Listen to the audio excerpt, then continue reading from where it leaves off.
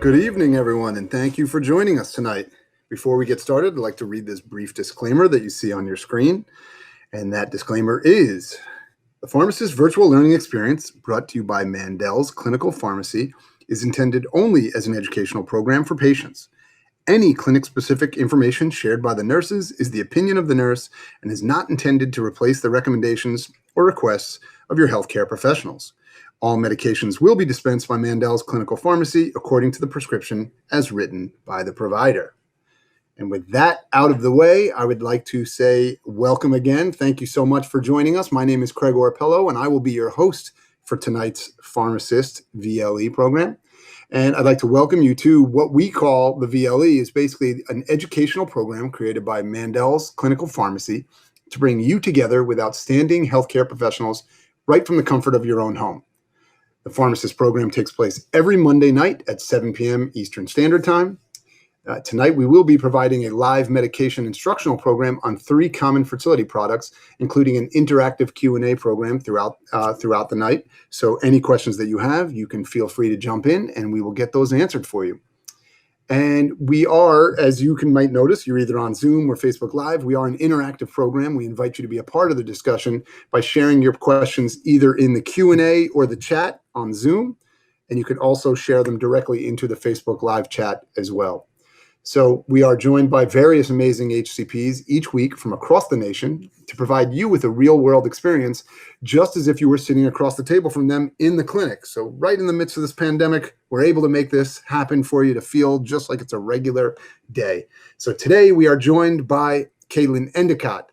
So I would like to say thank you so much to Kaitlyn. Thank you for joining us. I'm going to now turn it over to you, Kaitlyn, to take people through the PharmAssist program. Thanks again. Great. Thank you, Craig.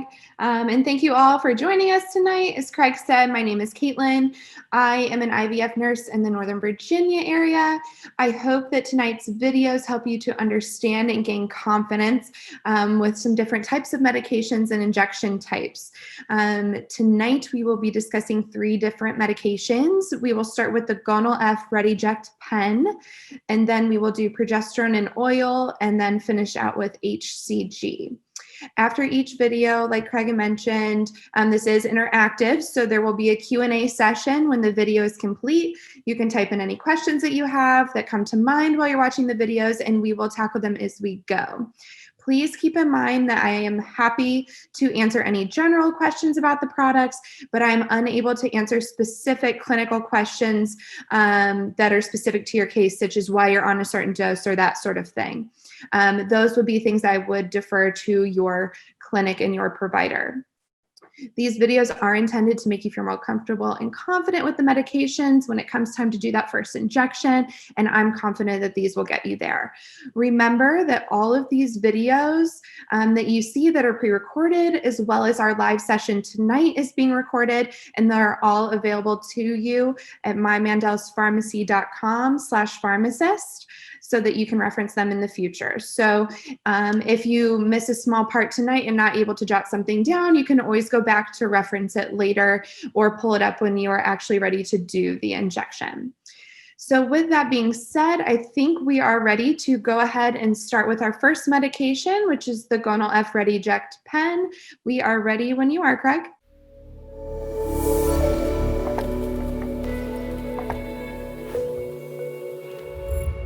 In order to inject the Gonal-F Rediject pen, you need a couple of supplies. First supply is, of course, your pen. Second supply is your needle cap. Your box should come with a bunch of these little guys in there. Third thing you'll need is your alcohol swab to prep the skin site. The first thing I have patients do is, of course, take off the cap to your Gonal-F pen. You'll see there is a chamber. This is where the medication is held inside of the pen. There are different units of pens, so depending on the size unit that your provider ordered, there will be different amounts in the pens. So I always confirm that there's the correct amount in the pen. Then take the needle cap. This paper will peel off like this, and you'll see the needle inside. Be careful not to prick your finger there. And then the cap just twists on to the top of the pen. At this point, I have patients dial up their dose. So you'll see that there is a window there. You can see 0 in there now. Depending on what your dose is, that is the dose you will dial up to. So for the sake of the video, we'll dial up to 150. So you'll dial it back until you see 150 units in the window. Now, if you go too far, that's okay. Go back and forth. It's not going to hurt anything here. So go until you see 150. So at this point, I recommend prepping the skin site. Now this is a subcutaneous injection, which means it's just going to go into the fatty tissue. There's different sites that you can use. Your provider might have a preference. In general, typically, I recommend the abdomen, so anywhere that you can pinch an inch of skin and the belly fat is fair game, as well as the thigh tissue as well. For the sake of the video, this is going to be my skin for today. So at this point, you'll take your alcohol swab. Go ahead and clean off the site. Let it dry. Let it sit for 15-30 seconds until it's completely dry. That helps take away any discomfort when injecting with the needle. Then you will take this big cap off, and you'll see a colored sheath here left over. Now this is your last line of defense before the needle, so make sure that everything's ready.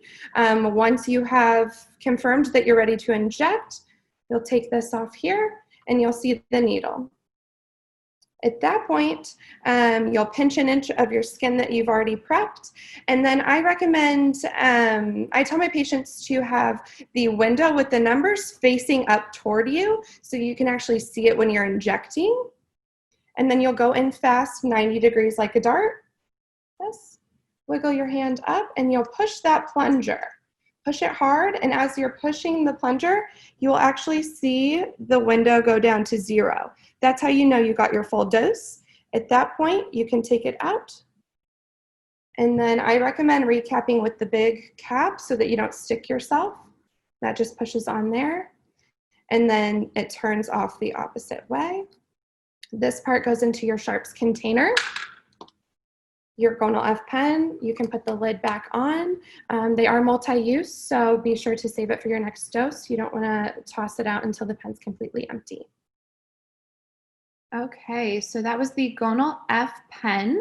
This one is a nice one to start with because it's pre-filled, ready to go. It doesn't require any mixing of medications. And usually this is one of the first medications that patients start with during an IVF cycle. So it is nice to start out with this one. It's typically well tolerated and pretty straightforward in terms of administration preparation. So with that being said, any questions out there yet? Hey, Kaitlyn, how's it going? All right. So we do have a bunch of different questions out there. And just a quick reminder for everybody, if you are joining us in Facebook, you can just type directly into the chat. And if you're joining us via the Zoom, you can type either into the Q&A or into the chat function, and we will get it both ways. Obviously, some of you have already figured that out because some questions are coming in. So here comes the first question, Kaitlyn. This is a great place to start, just kind of top line overview. Is FSH the most important part of the cycle? What does it actually do? Yes, very good first question. So, you know, of course, this is opinion. I tend to argue that every medication is just as important as, you know, the one before or after, and to take them all very seriously. They all have their importance in getting to our goal at the end of your cycle. So they each have their own job to do, but the Gonal-F specifically is FSH, which stands for follicle stimulating hormone. So it's actually doing just that. If you break it down, remember that in an IVF cycle, our goal is to retrieve as many eggs as possible. So during the cycle, the eggs grow within follicles. The follicles are within the ovary. So the Gonal-F is quite literally sending the signal with this hormone to stimulate the growth of those follicles, ultimately growing the eggs within them, right? So this medication is definitely important in the success of your cycle and maximizing the amount of eggs, you know, that you can get at retrieval. So, you know, a good way to remember what this one is doing is remember what FSH stands for, follicle stimulating hormone. It's stimulating the growth of the follicles and eggs through the cycle. So yes, very good question. Great. Thank you. That's a great answer. And I like how you were very kind to all the medications. You can't choose your favorite. You said they're all very important. And that's the perfect way to handle this. So thank you for that great question. That was awesome. So this comes in, and this is more of a getting away from the top line stuff of how do the medications work, but sometimes we just kind of want to know about the presentations themselves and how we use them. And so this question that comes in, it says, I've heard that there is both a vial and a pen. Is there a difference between the pen and the vial? Does it matter which one I take? Can I use them interchangeably? Great question. So yes, there is a vial for Gonal-F. So the medications themselves are the same. The type of injection is the same. They're both subcutaneous. That small 1/2-inch needle that goes into the fatty tissue, that part stays the same.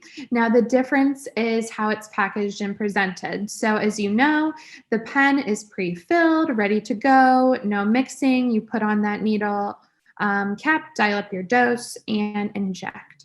So the difference there is that the vial requires you to reconstitute or mix water into a vial of powder. At that point, that powder dissolves into the water, and then you actually draw up out of the vial your dose for the day. So typically with the two options, either maybe your clinic has a preference as to which one they want you to use, or they may leave it up to, patient preference. So if you have a strong, feeling one or the other, I know in my clinic, we're fine either way. If you have a strong preference towards one versus the other, we're also okay with if you need to use both within the same cycle, fine with that too. But ultimately, that would be a call that's made by your clinic. But, the general answer, it's the same medications, just delivered to you in a different way. Perfect. Thank you very much. And I know sometimes people get a little bit, part of this whole program is to alleviate a lot of your fears and your nerves and some of those things that are, we know are going to happen, but we want to make sure that they can go away before you have to give that first shot. And so sometimes when you see different medications that are available and why did I choose this one over that one and things like that, it's good for us to be able to really put some of those pre-shot jitters to rest. And so thank you so much, Kaitlyn, for that. But yeah, it does not matter. You have a couple of options out there, and that's what you come to us for, so that we can walk you through all the different products that are available and how they're going to work for you. So here comes the next question that says, all right, now this is one I know you've actually answered this on the show before, and this comes up almost weekly. This is kind of a general question for people with the multiple shot situation. And so the question says, if I know that I don't have enough left in the pen to give my full shot before I give it, how should I approach or handle that situation? Yes, you are right. This is a popular one, and for good reason. So if you are looking at your chamber and you can tell that you're not going to have enough to get your full dose, your plunger's way up here, you have two options here. At this point, you can discard that pen, open a new one, start fresh. Or you can choose to use the overfill of the pen, which is what I recommend. This is a way to get the most bang for your buck. You can finish out that pen and whatever's left in it, as long as you don't mind having to do 2 subcutaneous injections in order to get your full dose. So how you do that is, even though by looking at your chamber and the plunger's almost, flush to the top, but there's a little bit of medication left, you don't have your full dose, you're still going to dial up your full dose in this window. So say it looks like I only have 75 units left in this, but my dose is 150. I'm still going to dial up to 150, just like normal, inject that medication, press your plunger down, watch it go down, but this time it's not going to go all the way to 0 in your window. But you'll look at your plunger and it's totally flush. There's no more liquid. There's no more medication left in there. At this point, you pull out the pen with the needle on it. That injection's over. And then whatever number is left in this window, is what you will dial up on a new pen that you open. So it does the math for you.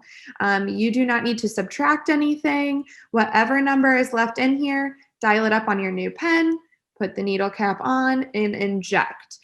So like I said, highly recommend using your pens until they're completely out, as long as you don't mind doing 2 subcutaneous injections for that dose in order to get them all. Very good question. Very common one I hear. Perfect. Thank you very much. And I can say on behalf of everyone out there listening that anything that does the math for you is probably phenomenal. So I can, barely do math now without my calculator on my cell phone. So that works out really well, making it easy. That's what we're trying to do here. Perfect. So now we have a question, and this is a little bit more, hopefully this is not going to happen because everyone's going to know, and they're have listened to you, and they're going to have listened to their nurse at their clinic and their physician, and know when they're supposed to be giving their different shots and so forth. But let's just say, hypothetically speaking, if this happens, question comes in, what should I do if I miss a shot of my FSH? Yes. So, this ultimately will be your clinic and provider's decision as to how to move forward with this.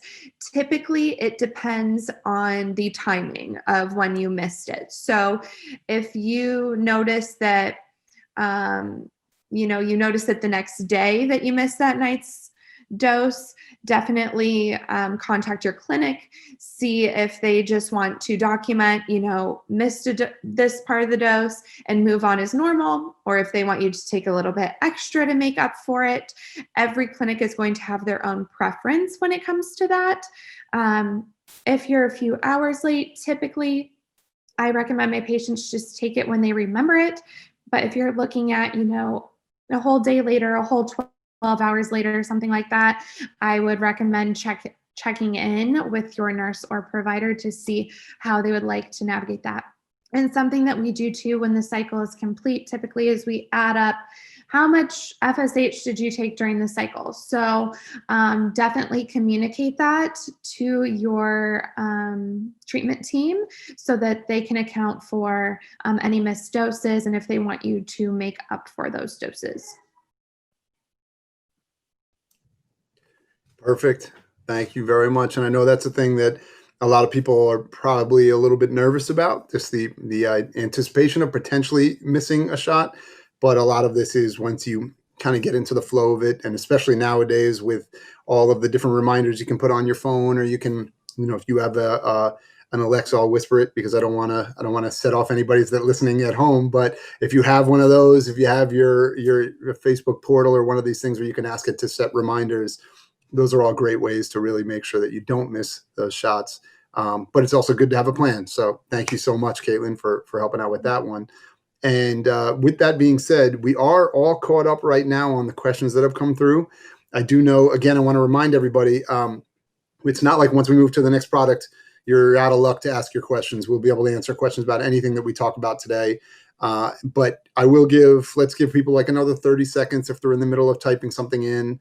I'll throw it back over to you and we can check to see if any questions come in before we get ready to move on to the next product. Great.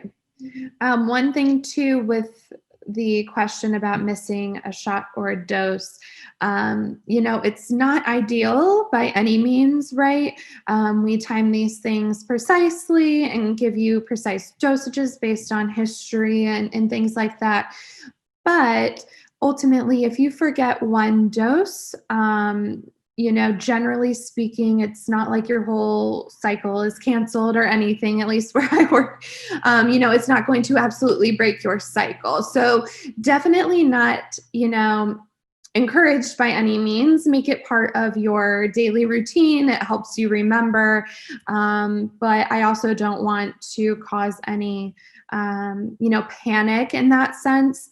We don't want you to miss it, but ultimately, it's not going to completely ruin everything typically. So, kind of rest assured that, people make mistakes and it won't completely ruin your cycle by any means. Any other questions coming in? I think we're all caught up right now. So again, just if you think of any other questions or If you think of a question based on somebody else's question, you will have time throughout the course of the program to be able to bring those questions up. But in the meantime, I think we're ready to move on to the next product. Great. Sounds good. So like I mentioned, the next medication is progesterone in oil injections. This is one that I get a lot of questions about. So I hope that this video helps you to be more comfortable and confident with this type of injection, and kind of the hints and tips to help with the common discomfort with this one can really make a difference in your experience with this one. So we are ready when you are, Craig.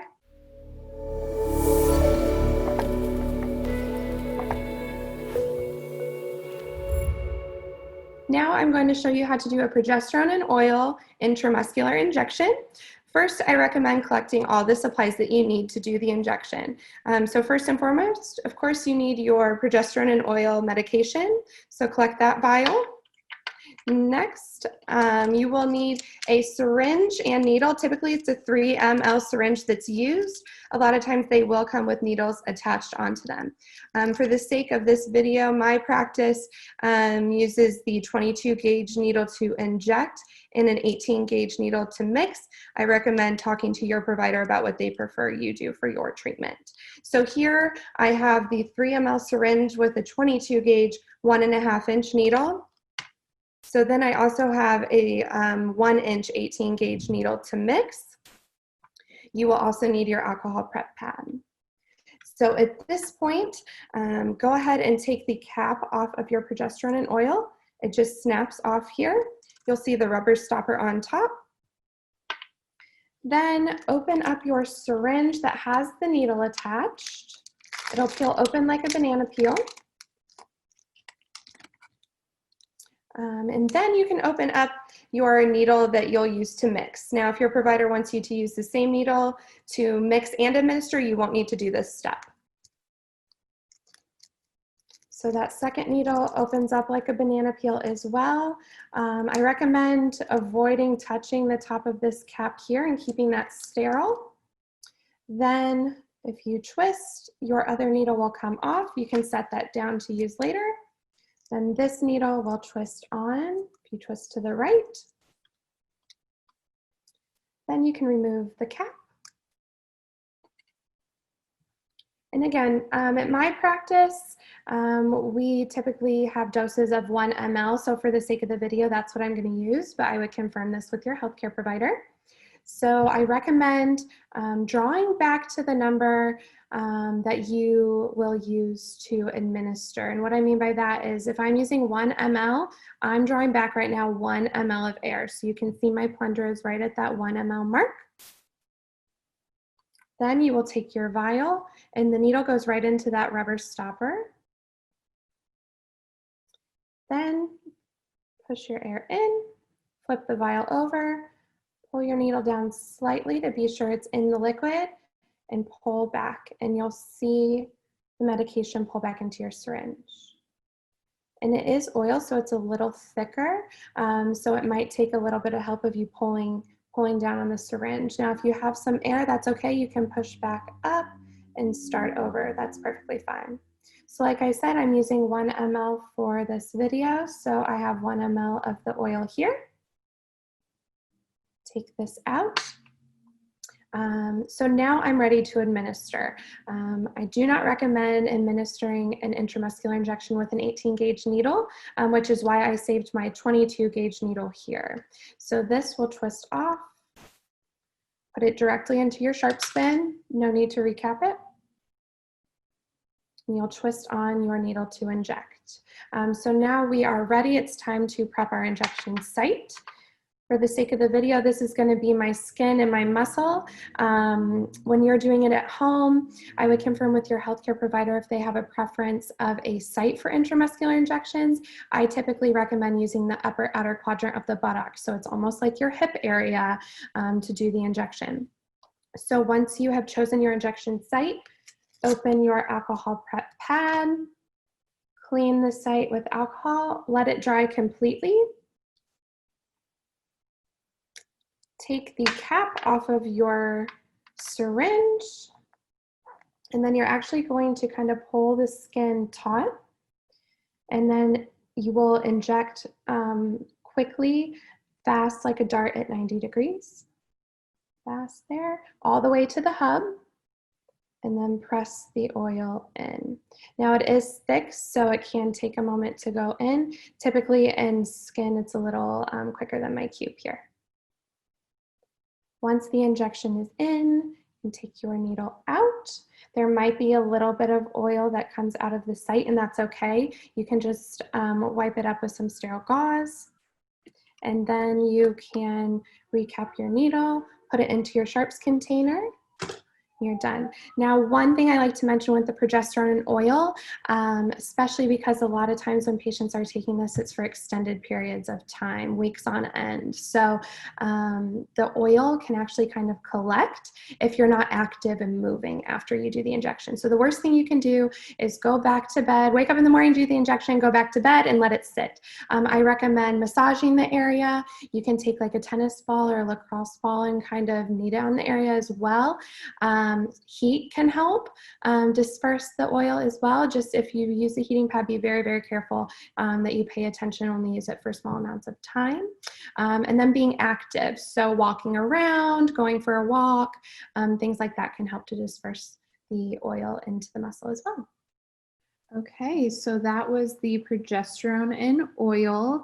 One thing I forgot to mention as well that can help is rotating sides. So, depending on the frequency that your provider has you ordered to do these injections, sometimes it's daily, sometimes it's every other day, just, depending on what your treatment plan is. Alternating sides of the buttock can help. It gives the other side time to recover, disperse the oil, if you alternate. So that's another tip that I like to include. With that, I'm sure we probably have some questions about this one. This is one that is very popular with questions just because you're on it for such an extended amount of time. So I think that it causes another type of almost, it's a little nerve-wracking just knowing that it's an extended part of the process.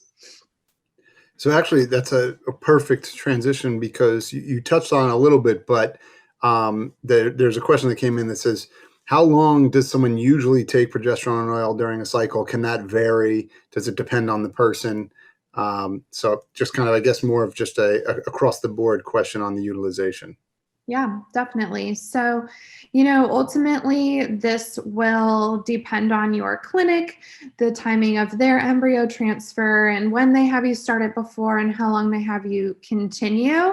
In general, though, you will be on the progesterone in oil until the placenta takes over in development, and that occurs usually between 8 to 10 weeks gestation. So typically with the progesterone in oil, you're going to start it prior to your actual transfer taking place. This is one that's usually timed out specifically. And then you'll continue until 8 to 10 weeks gestation. Some clinics go all the way out to 12 weeks. It just depends. So you're definitely looking somewhere between 6 to 10 weeks in total, I would say. But ultimately it depends as to how your clinic runs it. And then they will be able to give you specific weaning instructions of when can you start weaning, what do you start weaning down on, do you stop it completely? Each clinic will have their own protocol as to how they run that part of the process.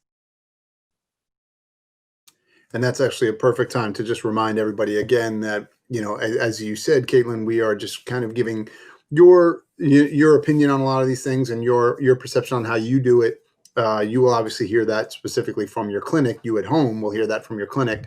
But these are just really good general ideas on ways to get comfortable and prepared to know what this process is going to be all about. So that's actually a really good question because it is something that can vary depending on the clinic and the patient. But at least now people are walking in having an idea, not thinking, oh, this is going to be a one-time only shot and it turns into a 6 to 10 weeks, right? So it's a good starting point. Definitely. I've had a lot of patients that think that, like I mentioned, it starts before your transfer, sometimes a week before, sometimes 5 days. It just depends on the timing of your clinic. Right. But I've had some patients think that they just take it until transfer and then you stop and wait. But that would be ultimately completely unsuccessful. So definitely not the case, but that is a very common misconception with the progesterone. Yeah, and that's, I think, part of this whole program is really to bust down some of the misconceptions, to get you comfortable and really ready for what the process is going to be, and understanding what you're about to get into, because our whole goal is to smooth out the entire process to get you to the end of the journey, right? We want to get you to where you want to go. And so if we can alleviate some of those fears or discomforts or nerves or whatever it might be, just questions, get them out of the way now. That's what this is for. It's just fair game to, fire all the questions at us, so that when you're ready to give that shot on day X, on that first day, you already got all that stuff out of the way and you're ready to go. So speaking of, and this, I know you touched a little bit on this, and this is a bigger picture question that ties into the utilization of overtime, why you're on it for so long. But this just very basic question came in about 3 different ways, 3 different times. So just how does progesterone in oil work? What is it doing? What is the part of the cycle that it is responsible for? Like I said, I know you touched on some of that, but it could be helpful for people to get a bit of a layman's term view of that. Definitely, yes. Like you said, there can be a lot of fears and nerve wracking with this one. So it's nice to understand why and just how important it is. And I think that helps, for you to muster up the courage to, do that very first one and be on it for that prolonged period of time. So the progesterone in oil is actually replacing your body's production of progesterone, because it is typically used in what we call medicated transfer cycles, meaning that we are completely controlling every aspect of this cycle hormonally. We are not leaving it up to your body. We are completely in the driver's seat. So if we rewind a little bit, in a normal menstrual cycle, okay, your body develops a dominant follicle for the month. Remember, within follicles are eggs. So naturally, your body develops one follicle, one egg that becomes mature. When it's mature, your hormone levels send signals to then ovulate that egg, meaning that the egg leaves the ovary to either be fertilized and end in pregnancy, or to not be fertilized and you get a period 2 weeks later. With that, you have that empty follicle that's left in the ovary where the egg exited. That follicle starts to collapse and it's called a corpus luteum. In pregnancy, if that egg is then fertilized, you don't get a period, pregnancy, that corpus luteum sticks around and it hangs out, and it actually produces the progesterone that supports the pregnancy up until, like I said, that placenta takes over, usually between weeks 8 to 10 of gestation. So in a medicated transfer cycle, I said we were in the driver's seat, we were controlling everything. We do not trigger your body to form a corpus luteum. That's not there in that cycle. So we somehow have to figure out a way to trick your body into thinking that there is a corpus luteum there that is supporting the pregnancy by giving it progesterone. So instead, we do this progesterone in oil, and it kind of tricks your body. It doesn't know any different. And that's the reasoning for why it starts a little bit early as well. It helps with the receptivity of the lining of actually accepting the embryo. We try to mimic as much as we can a natural cycle where an egg would be fertilized and then implant. So it's ultimately taking the place of a corpus luteum or an empty follicle in a normal menstrual cycle. Awesome. Thank you. No, that's perfect. I think that's sometimes it's great to not only know how what the medication, how you give the shot, but how is the medication working and what is it doing? And you're going through a lot of different medications, and that's a big part of what we're learning today, right? Is that there's many different medications that play here. and Kaitlyn, you said it perfectly, that in the driver's seat, you want to control every aspect of it. And there is something for each different aspect of what happens, within our bodies. And so for people to understand that, sometimes just knowing what everything is doing and why you're giving those shots and why you're taking these medications can put your mind at ease throughout the process, because there's a reason for everything. So that was an amazing answer. Thank you so much. And I think that really, really helped quite a bit. So now getting away from the kind of bigger picture and how does it work and what am I taking this shot for, into the things that maybe people get a little bit more nervous about. So let's get ready for a couple of questions like that popped in. And the first one says here, is there a reason why progesterone in oil is injected into the muscle instead of like just a regular shot? Yes, I know. If only this could be subcutaneous like our Gonal-F, right? So it's all about absorption of this medication, guys. So I know that the idea of an intramuscular injection can definitely be nerve-wracking, but this stuff is liquid gold. It is so important, and it has to be intramuscular to really do its job and absorb into the bloodstream the way that we want it to replace that corpus luteum. So it does the very best job of replacing that hormone to support your pregnancy.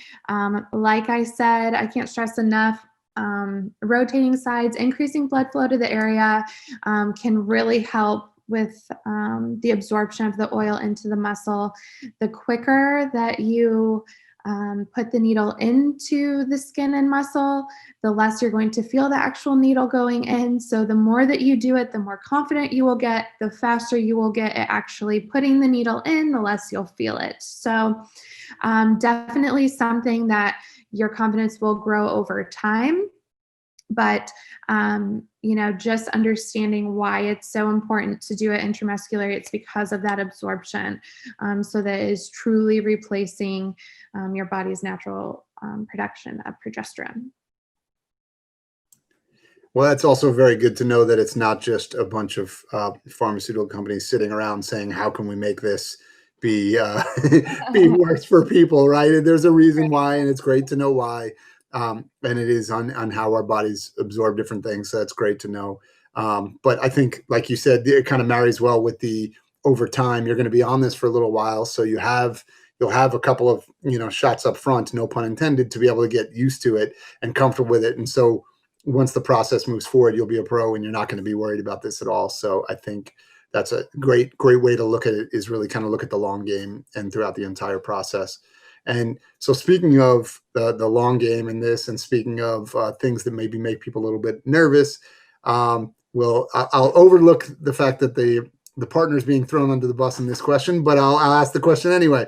I am definitely scared that my partner might not get it into the muscle on the first try. How dangerous is it if we miss? And how will I know if I've done it right? All right. Yes. Especially with the first couple, this is one that is definitely a little anxiety provoking. So, how you can be sure that you've made it into the muscle. So, like I said in my video, and I know this is the part that can kind of make people cringe a little bit, but making sure that that needle is all the way into the hub, right? So all the way flush. That's your number one. The subcutaneous, how it works is you have your skin, subcutaneous fatty tissue, and then muscle. So if you put the needle all the way in, you're going to be in the muscle for sure. So I know that part can be a little bit daunting, but like I said, the faster you go in and just commit to it, you'll be in the muscle as long as it's all the way in.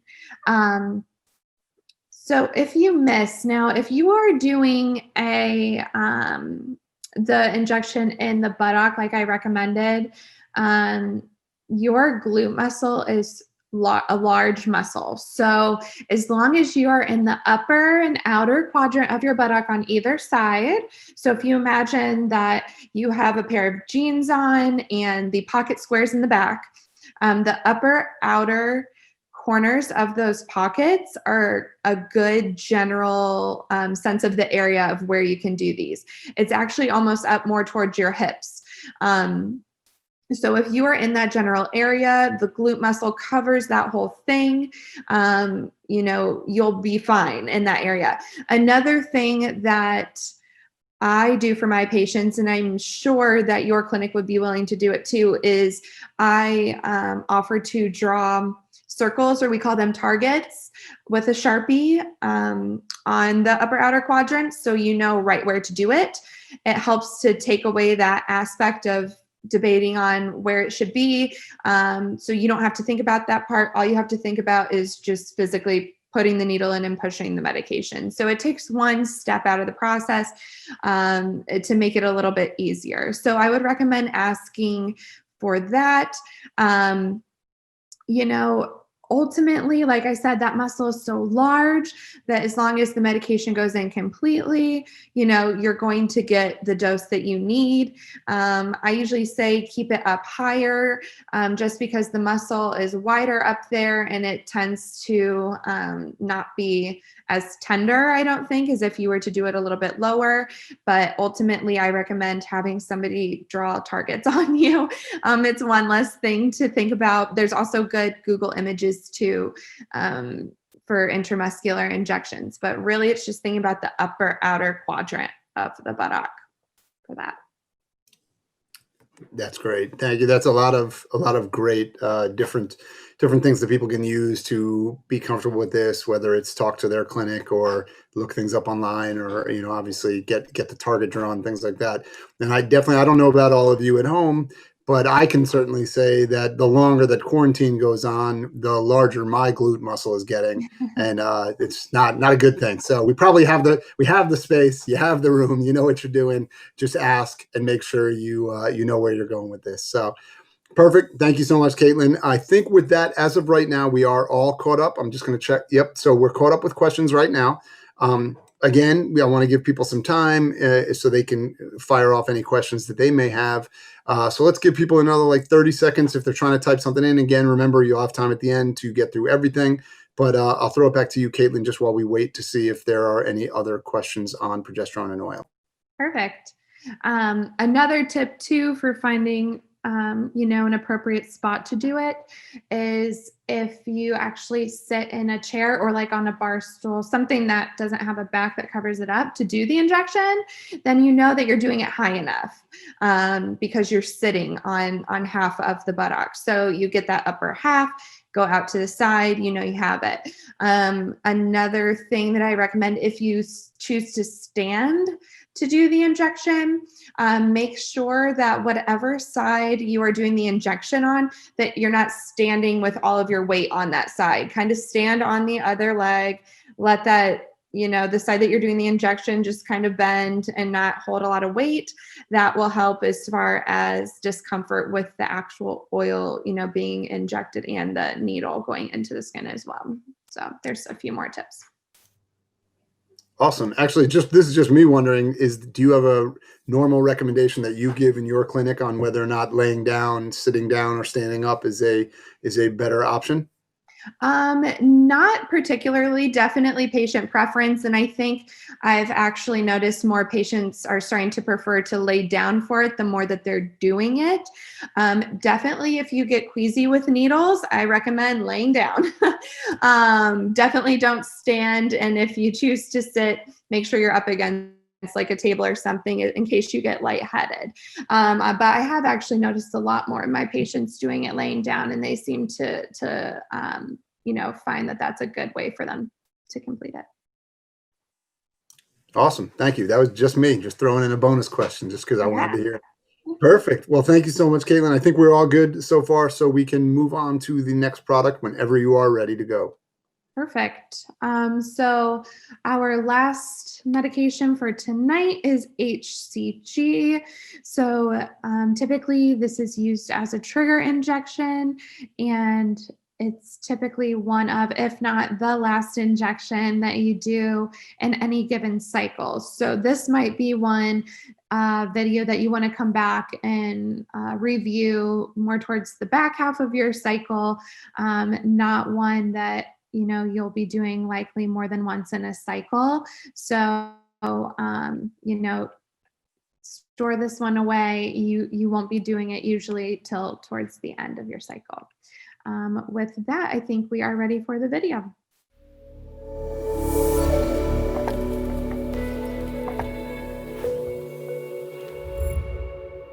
Now I'm going to show you how to prepare and inject an HCG trigger shot.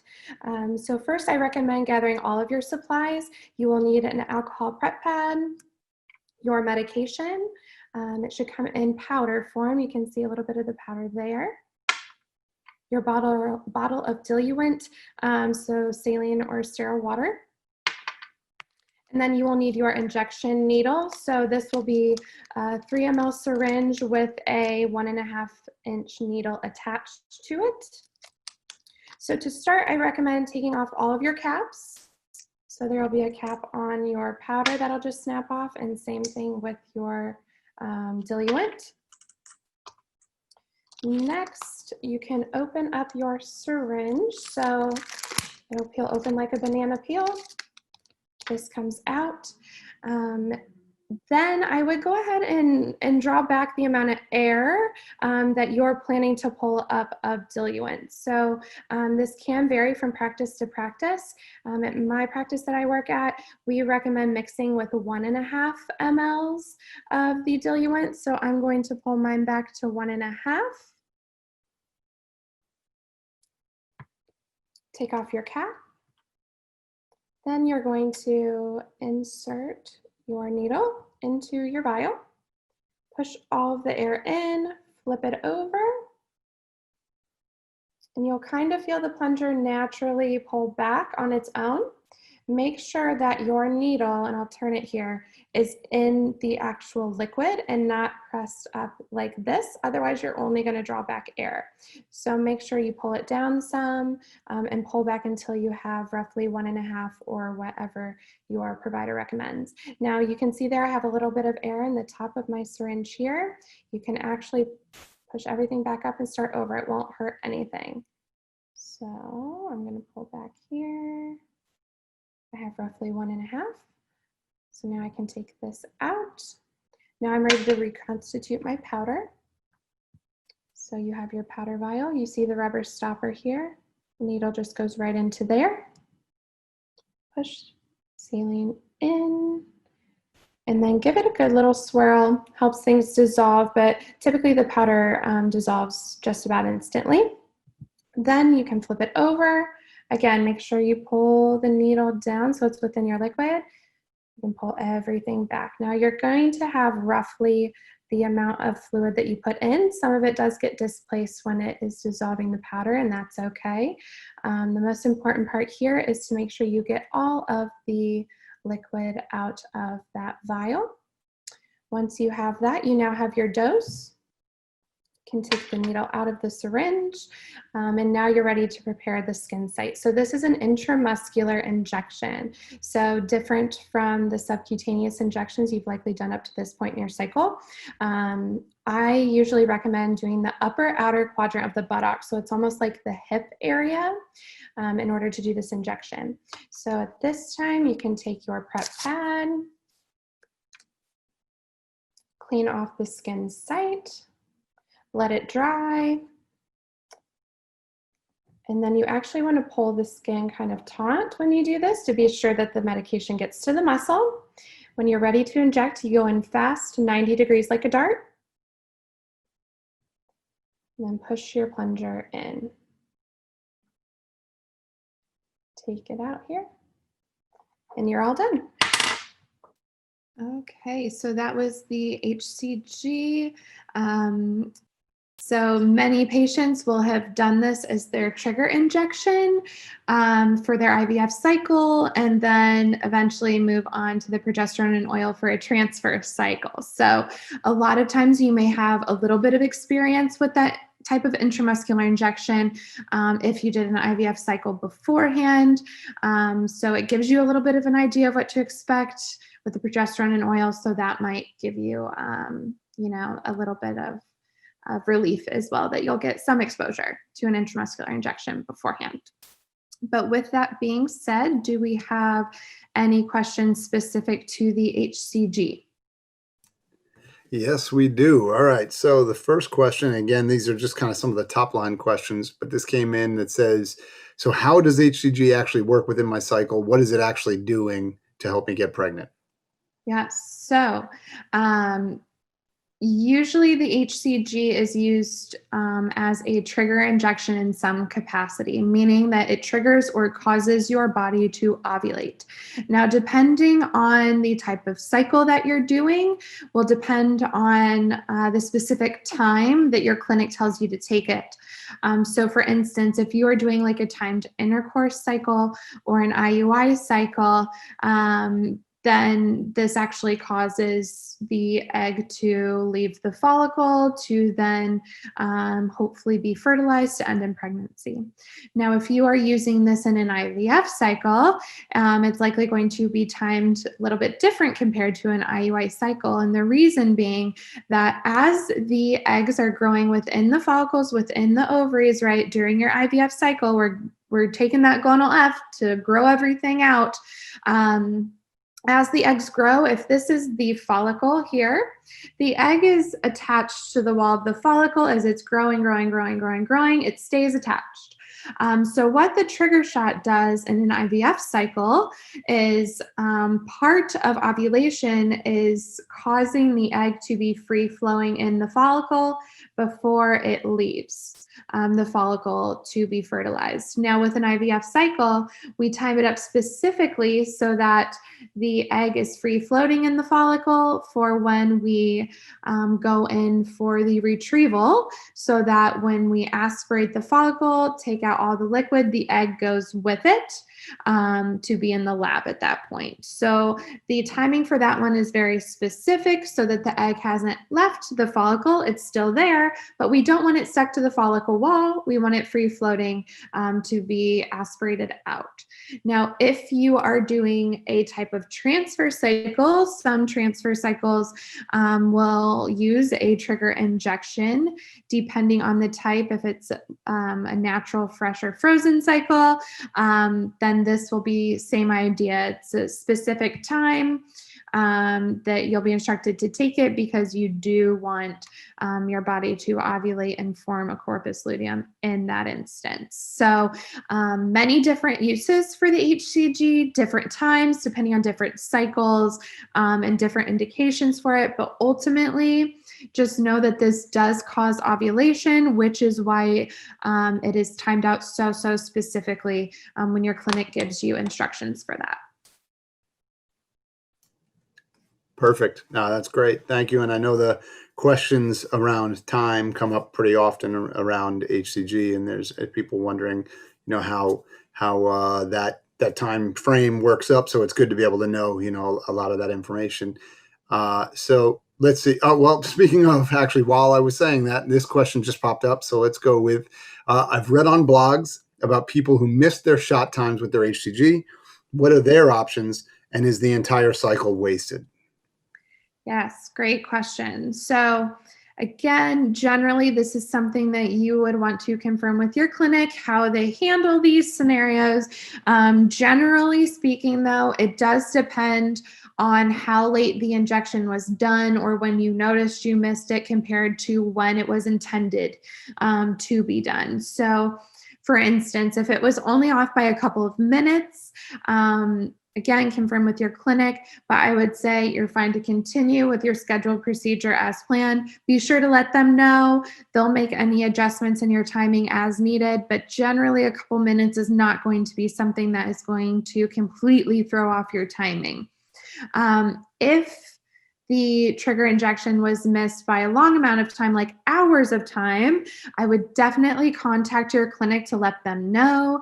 They may be able to adjust the time of your procedure to account for this, or, depending on how they run things, the cycle may have to be canceled, depending on the timing.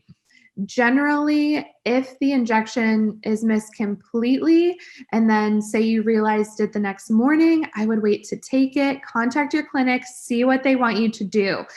They may be able to bring you in that day for more monitoring or the blood work and ultrasound that you've been doing up till that point to make sure that, your body didn't ovulate on its own already. If so, they might be able to retime you and reset things. But as a general rule of thumb, the moment you realize that you are late on the injection, and if it's more than a couple minutes, I would definitely call your clinic to let them know. That way they can give you further instructions of how they want you to move forward with that.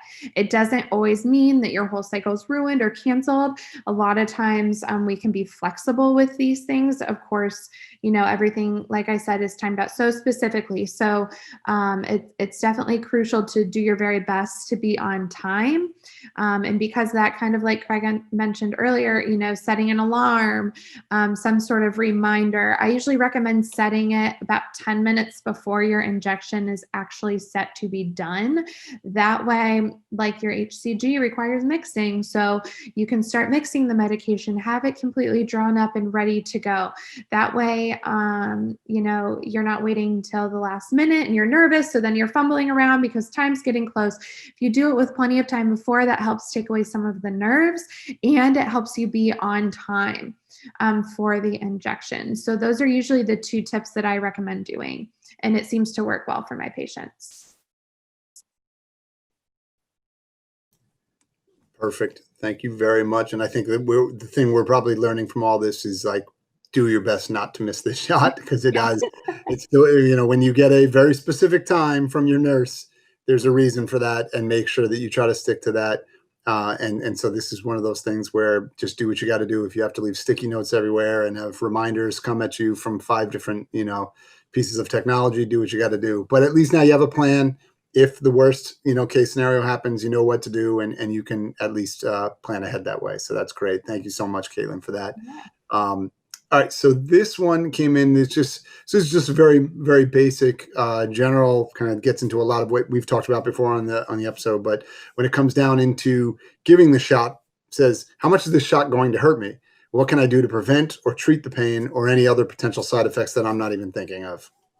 Great question. So I will say, like I mentioned, up to that point, you're probably used to doing your subcutaneous injections, those small 1/2-inch needle just under the skin.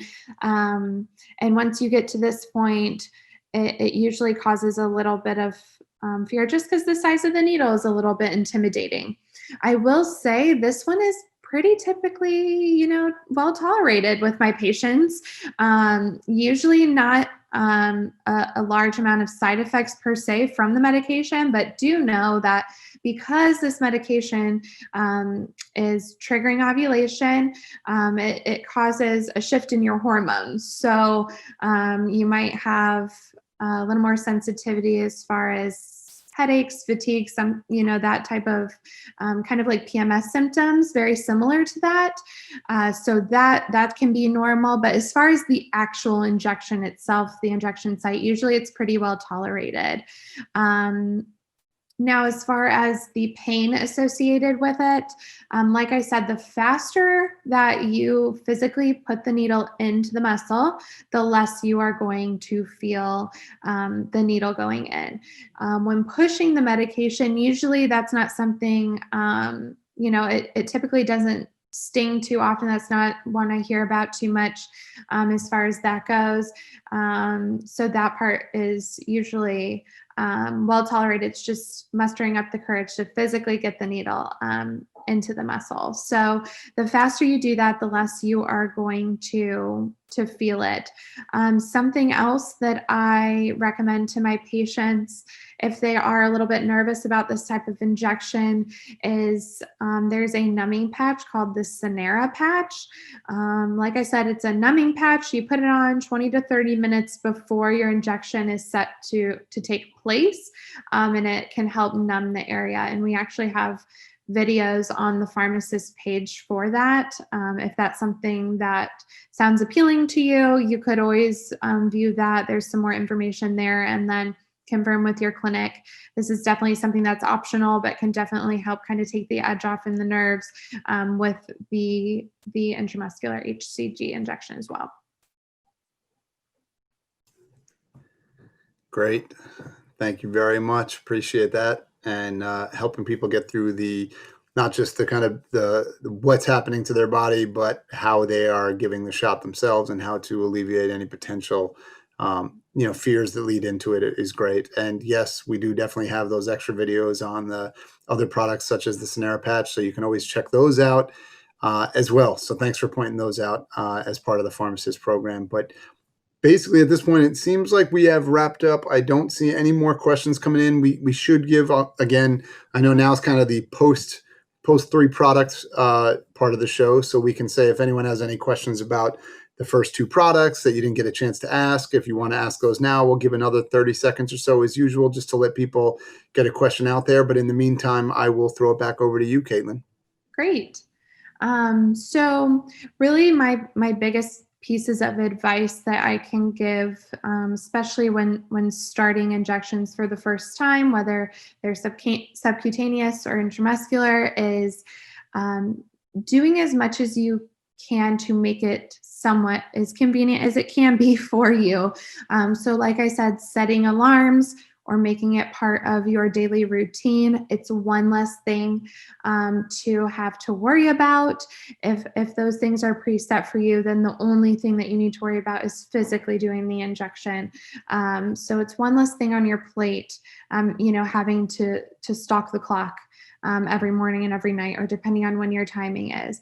Same thing with having somebody draw those circles or having the diagrams to help you as far as where to do the intramuscular injections. It just takes away one more thing that you have to factor in, and it can make the cycle a little bit less stressful in terms of trying to be exact in your timing and everything.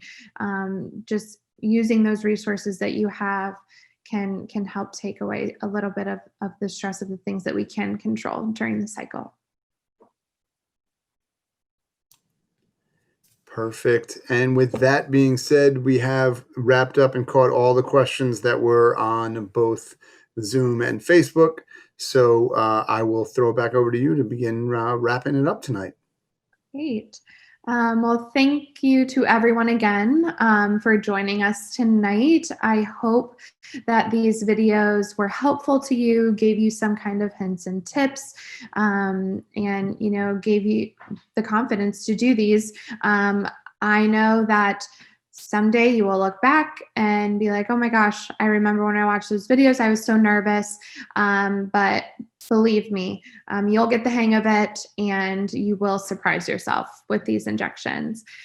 Just another reminder too, that all of these videos, including the live tonight, is all pre-recorded and will be put on the PharmAssist page. So don't forget, when you're about to do the injection for the first time, go there and pull it up and just do it side by side.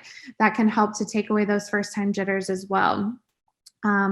But with that, I hope that everyone has a great holiday this week and safe.